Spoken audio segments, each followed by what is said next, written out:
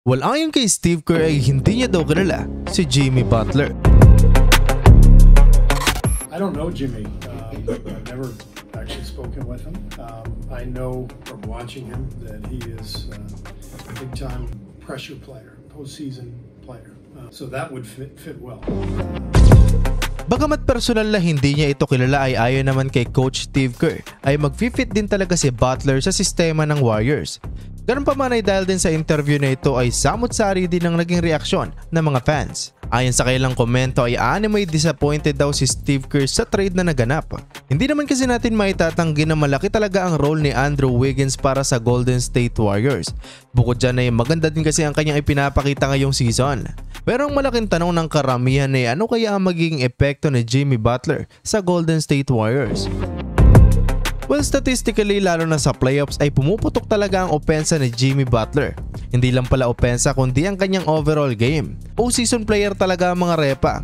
Sa katunayan ay noong huling laro niya sa playoffs noong 2023 ay nag-average siya ng 27 points, 6.5 rebounds, 5.9 assists at 1.8 steals na naging dahilan kung bakit nakapasok sila sa NBA Finals. Kung ikukumpara natin ang stats ni Wiggins sa postseason ay medyo malayo. Nag-average lamang siya ng 16.5 points, 6.6 rebounds at 2 assists. Sa ganitong aspeto ay mas malaki talaga ang magagawa ni Jimmy Butler sa kupunan. On paper din mga repa para sa lineup ng Warriors ay solid din talaga. Andyan sila Stephen Curry, Buddy Hield, Kuminga. Sa depensa naman ay maasahan mo din sila Draymond Green at Kevon Looney.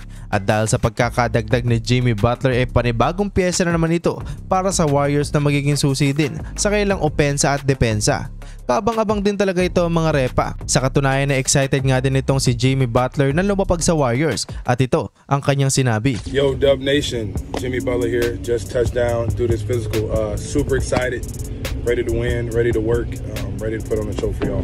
Let's get it, championship coming soon.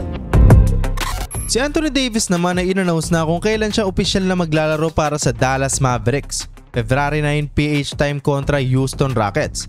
Si Max Christie naman mga repa ay naging offensive player para sa Dallas Mavericks.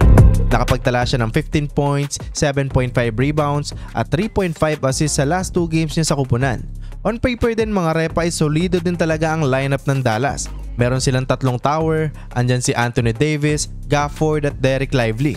Sa guardia naman ay nandyan sila Kyrie Irving, PJ Washington, Dinwiddie at pati nga din ang 3-point assassin nilang si Klay Thompson. Ayon naman kay JJ Redick ay confident talaga siya na mag-fit din itong si Luka Doncic sa Lakers, lalo pat nadagdagan sila ng isang solidong sentro. Pangatlo ay sa buong NBA si Luka Doncic sa lob pass rate, kaya naman sa pagkakadagdag ni Williams ay lalo pang gaganda ang kailang sistema.